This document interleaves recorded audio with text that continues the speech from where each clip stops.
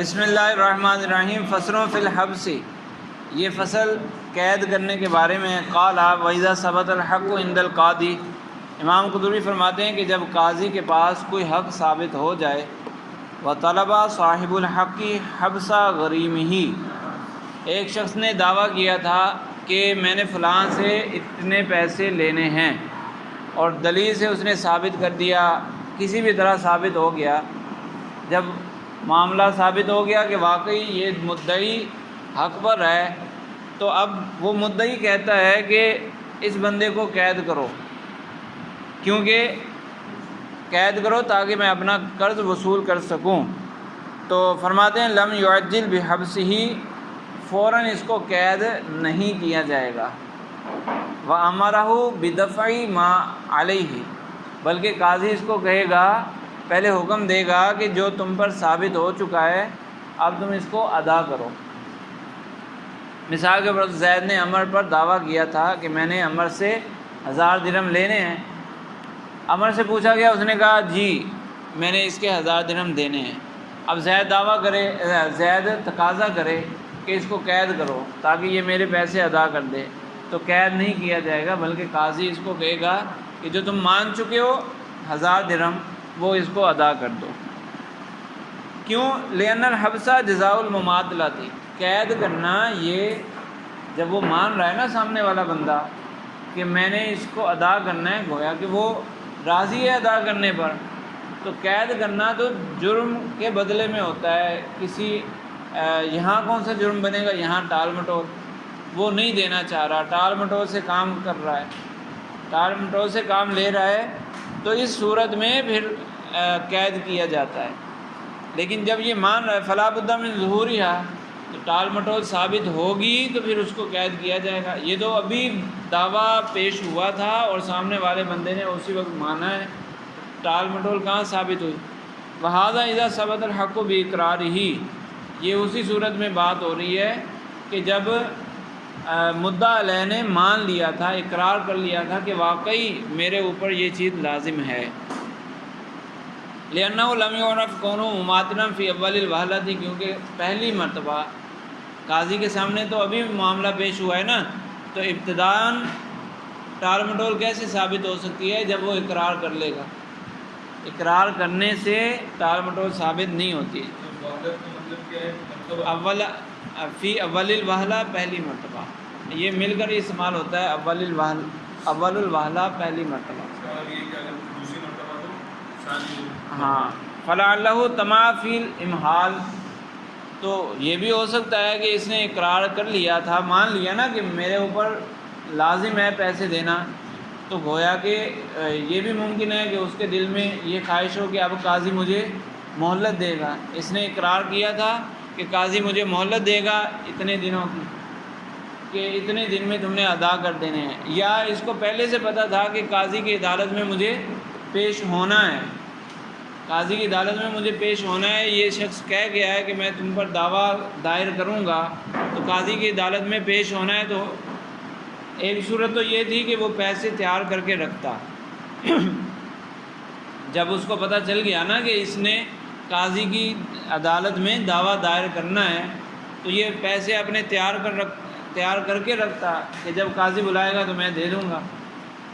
اور دوسری صورت کہ اس نے پیسے تیار نہیں کیے، تو ہو سکتا ہے اس نے اس لیے تیار نہ کیے ہوں، یعنی پیسوں کو تیار نہ کرنے میں دو احتمال پائے جاتے ہیں، یا تو یہ کہ یہ ٹال مٹول سے کام لے رہا ہے، یا یہ کہ اس نے یہ امید رکھی کہ جب قاضی کے پاس معاملہ ہوگا تو قاضی فوراً تھوڑی بولے گا، وہ کہے گا ہاں ٹھیک ہے 1 مہینے کی مہلت ہے، 1 مہینے میں تم پیسے جمع کر کے دے دینا۔ تو یہ 2 صورتیں پائی جاتی ہیں، یعنی 2 احتمال پائے جاتے ہیں، تو جب احتمال آ گیا تو پھر قید نہیں کیا جائے گا۔ فلعلہ طمع فی الامحال فلم یستصحب المال، اس نے مال کو اس لیے نہیں ڈھونڈا تھا، مال تیار اس لیے نہیں کیا تھا کہ اس کو طمع تھی، اس کو یہ امید تھی کہ قاضی مجھے مہلت دے گا۔ ٹھیک ہے، سمجھ آ گئی؟ تو مطلب یہ ہوا کہ ایک تو ہے کہ فوراً پیسے ادا کر دیے جائیں، دوسرا یہ کہ اس نے فوراً پیسے ادا نہیں کیے، پہلے بھی پتہ تھا اس کو کہ قاضی کے عدالت میں یہ معاملہ دائر ہونا ہے، تو پیسے اس نے تیار بھی نہیں کیے، تو تیار نہ کرنے کی دو وجوہات ہو سکتی ہیں، اور جب دو وجوہات ہیں تو ایک یقینی نہ ہوئی، تو جو سزا دی جاتی ہے وہ یقینی بات پہ سزا دی جاتی ہے نا۔ تو اب یہاں ٹال مٹول والا بھی احتمال پایا جاتا ہے کہ اس نے اس لیے پیسے تیار نہیں کیے کہ یہ چاہ رہا کہ جتنا معاملہ لمبا ہو جائے۔ دوسرا یہ کہ اس کو پتہ تھا کہ قاضی مہلت دے گا، تو اس لیے اس نے تیاری نہیں کی۔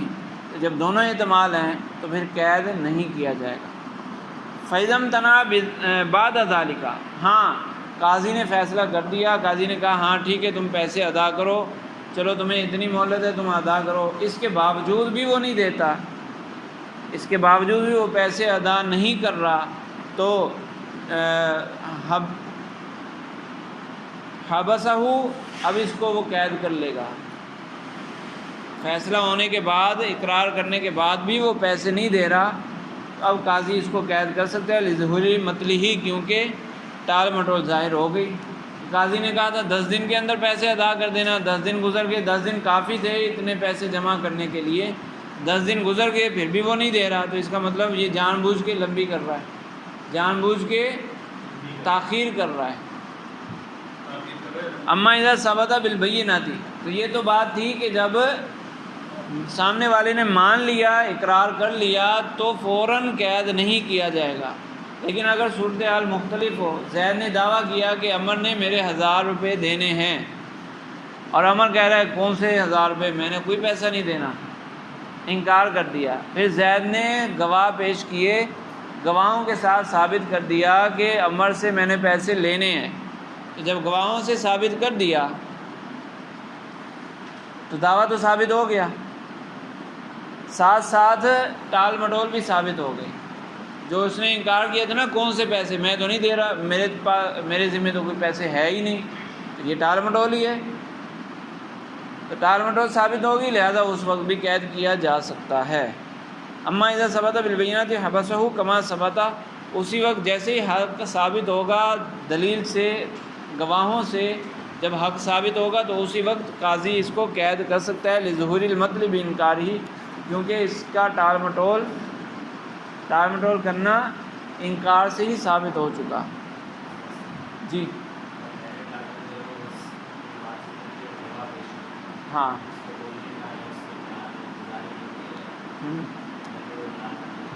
ہاں، نہیں تو پھر تو نہیں کیا جائے گا، یہ اسی صورت میں جب انکار ہو، جب صراحتاً دلیل آ جائے گی، دلیل صریح آئے گی تو پھر قید کیا جائے گا۔ جو آپ صورت بتا رہے ہیں کہ فوراً ہی گواہ پیش کر دیے، سامنے والے سے پوچھا، ویسے عدالت کا طریقہ کار یہی ہوتا ہے، مدعی نے اپنی بات کی تو پھر مدعا علیہ سے پوچھا جاتا ہے، اور گواہوں کی بات پھر اس کے بعد آتی ہے۔ لیکن کوئی اپنی مدعی سے جب دعویٰ پوچھا گیا کہ تمہارا کیا دعویٰ ہے، وہ دعویٰ پیش کرتے کرتے ساتھ ہی گواہ پیش کرتے ہیں کہ میں نے اس سے اتنے پیسے لینے اور یہ 2 میرے گواہ ہیں، ساتھ میں وہ پیش کر دے گا، تو پھر تو ٹال مٹول ثابت نہیں ہوگی نا، ٹھیک ہے۔ قال فإن امتنع حبسه في كل دین لزمہ، اب جو دین ہوتا ہے، ہم پیچھے بھی پڑھ چکے ہیں کہ دین اور قرض یہ 2 الگ الگ چیزیں ہیں۔ ہمارے عرف میں تو ادھار بولا جاتا ہے، ادھار اس کے لیے بولا جاتا ہے نا، قرض کے لیے، یعنی پیسے دے کر جو واپس لینا۔ لیکن شرع کے اندر، فقہ کے اندر دین اور قرض 2 الگ الگ اصطلاح ہیں۔ دین عام ہے، قرض خاص ہے۔ قرض وہ ہوتا ہے جو پیسے دے کر واپس لینے ہوں، وہ قرض ہوتا ہے۔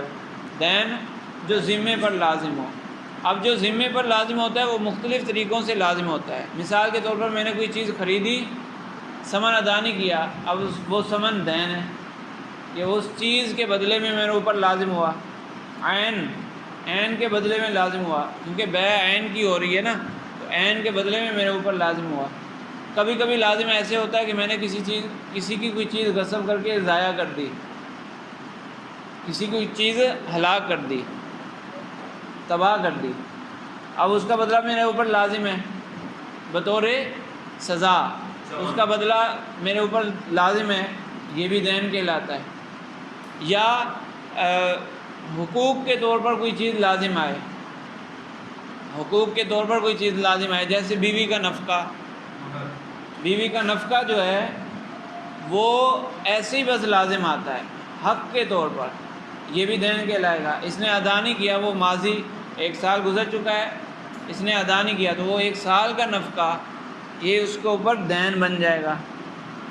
اور کبھی کبھی کسی عقد کے بدلے میں آتا ہے، یعنی جو چیز لازم ہو رہی ہے، پیسے لازم ہو رہے ہیں لیکن بدلے میں کوئی چیز وصول نہیں ہو رہی، جیسا کہ مہر ہے، نکاح کے بدلے میں مہر لازم ہو رہا ہے، مہر تو پیسے ہیں لیکن اس کے بدلے میں کیا آ رہا ہے؟ وہ مال نہیں ہے، اس کے بدلے میں کوئی مال حاصل نہیں ہو رہا، ٹھیک ہے۔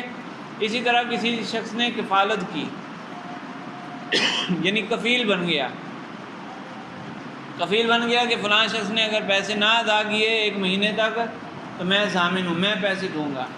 وہ مہینہ گزر گیا، اب اس کے اوپر پیسے لازم آ گئے، لازم آئیں گے، بدلے میں اس کو کیا مل رہا ہے؟ کچھ بھی نہیں، تو یہ بھی دین ہے۔ تو دین کی مختلف حالتیں ہوتی ہیں، یعنی کبھی ایسا ہوتا ہے کہ بدلے میں کچھ ہوتا ہے، کبھی بدلے میں کچھ نہیں ہوتا۔ بدلے میں کچھ ہے تو وہ مال ہے یا مال نہیں ہے، مال بھی ہو سکتا ہے، غیر مال بھی ہو سکتا ہے، تو مختلف صورتیں ہیں۔ تو یہ جو دعویٰ کیا دین کا، تو کس کے بدلے میں کس دین میں قید کیا جائے گا، کس میں قید نہیں کیا جائے گا؟ تو فرماتے ہیں کہ حبسہ فی کل دین، ہر اس دین میں قید کیا جا سکتا ہے، لزمہ بدلاً عن مال حصل فی یدہ، کہ جو اس پر لازم ہوا ہو، جو دین اس پر لازم ہوا ہو کسی ایسے مال کے بدلے میں، ایسی چیز کے بدلے میں جو مال بھی ہو اور اس کے ہاتھ میں بھی آیا ہو، ٹھیک ہے۔ جیسا کہ ثمن بیع، مبیع کا ثمن، جو مبیع کا ثمن ہے تو مبیع اس کے ہاتھ میں آئی تھی، اس کے بدلے میں اس پر پیسے دینا لازم ہوئے، لہٰذا اس میں اس کو قید کر لیا جائے گا۔ او التزمہ، یا اس نے خود اپنے اوپر طاری کیا، اپنے اوپر لازم کیا، بدلے میں تو کچھ حاصل نہیں ہو رہا لیکن اس نے جان بوجھ کر اپنے اوپر لازم کیا ہے، اس دین میں بھی اس کو قید کیا جائے گا۔ جیسا کہ مہر ہے اور کفالت ہے، کفالت جو ہے مہر اس نے جان بوجھ کر اپنے اوپر لازم کیا، اسی طرح کفالت کسی نے اس کو مجبور نہیں کیا تھا، اس نے یعنی اس کے بدلے میں تو اگرچہ کچھ نہیں حاصل ہو رہا لیکن اس نے خود اپنے اوپر لازم کیا ہے، تو اس دین میں بھی اس کو قید کیا جائے گا۔ لِأَنَّهُ اذا حصل المال فی یدی ثبت غناہ، اچھا قید کرنے نہ کرنے کا تعلق غنا سے ہے۔ اگر بندے کو قدرت حاصل ہے پھر بھی نہیں، ٹال مٹول اوپر بنیاد بنائی تھی نا، تو ٹال مٹول کا تعلق کس سے ہے؟ غنا سے۔ اگر بندہ غنی ہے یعنی ادا کر سکتا ہے پھر بھی نہیں دے رہا تو ٹال مٹول ہے، لیکن ایک بندے کے پاس کچھ ہے ہی نہیں، ایک بندے کے پاس کوئی مال ہے ہی نہیں تو وہ کہاں سے دے گا؟ تو ٹال مٹول پائی گئی؟ وہاں ٹال مٹول نہیں پائی گئی، لہٰذا وہاں قید نہیں کیا جا سکتا۔ تو قید کرنا ہوتا ہے قدرت پر، یعنی قدرت ہے پھر بھی نہیں دے رہا، پھر اس کو پکڑا جائے گا۔ جب قدرت ہی نہیں ہے تو پھر کیوں پکڑا جائے؟ اس کو پکڑنے سے کوئی فائدہ ہوگا؟ جب اس کے پاس کسی بھی قسم کا کوئی مال ہے ہی نہیں تو اس کو 1 مہینے کی بجائے 10 سال قید کر دو تو کیا ملے گا؟ کچھ بھی نہیں ملے گا، سمجھ آئے؟ تو کہہ رہے ہیں کہ یہ جو 2 صورتیں ذکر کی کہ بدلے میں کچھ آ رہا ہو، وہ دین جس کے بدلے میں اس کے ہاتھ میں کچھ آیا ہے، اس کے قبضے میں کچھ آیا ہے، اس دین میں بھی اس کو قید کرنا ہے۔ کیوں؟ کہ جب اس کے بدلے میں کچھ آیا ہے تو غنا ثابت ہو گیا اس کا، یعنی اس کے پاس کچھ ہے، کم از کم وہ مبیع تو ہوگی جو اس نے وصول کی ہے، تو اگر ثمن ادا نہیں کر سکتا تو اس مبیع کو بیچ کر ثمن ادا کرے، تو کم از کم مبیع کا موجود ہونا تو ثابت ہو جائے گا۔ تو کہنے لینا اذا حصل المال فی یدہ، وہ مال اس کے ہاتھ میں جب آیا، پہلا جو قاعدہ تھا کہ فی کل دین لزمہ بدلاً عن مال حصل فی یدہ، اس مال کے بدلے میں جو دین ہے، جو مال اس کے قبضے میں آیا، تو جب مال اس کے قبضے میں آیا ہے تو ثبت غناہ بہ، اس کی وجہ سے اس کا غنی ہونا ثابت ہو گیا۔ غنی سے مراد یہ وہ شرعی غنا نہیں ہے، بلکہ شرعی غنی فقیر ہونا مراد نہیں، بلکہ کچھ نہ کچھ ہو۔ فقیر جس کے پاس کچھ بھی نہ ہو، اور غنی جس کے پاس کچھ نہ کچھ ہو، یعنی جو ادائیگی کرنے پر قادر ہو۔ وَإِقْدَامُ عَلَى الْالْتِزَامِ بِاخْتِيَارِهِ دَلِيلُ يَسَارِهِ، اسی طرح جو دوسری شق ذکر کی تھی کہ جو چیز اس نے اپنے اوپر لازم کی ہو وہاں پر بھی اس کو قید کیا جا سکتا ہے۔ تو وہاں کیوں قید کیا جا سکتا ہے؟ کہہ رہے ہیں کہ جب ایک ایسا عقد یہ کر رہا ہے کہ جس میں اس کو ملنا تو کچھ نہیں ہے اور کچھ لازم ہوگا، تو یہ تبھی کر رہا ہے کہ جب یہ ادا کر سکتا ہے۔ مثال کے طور پر یہ کسی کا کفیل بن رہا ہے، تو اگر یہ خود بالکل کنگلا ہے تو کسی کا کفیل کیسے بن رہا ہے؟ کفیل بننے کا مطلب ہی یہی ہے کہ یہ ادائیگی پر قادر ہے۔ اسی طرح نکاح کر رہا ہے تو نکاح کرنے کا مطلب ہی یہی ہے کہ یہ مہر ادا کر سکتا ہے۔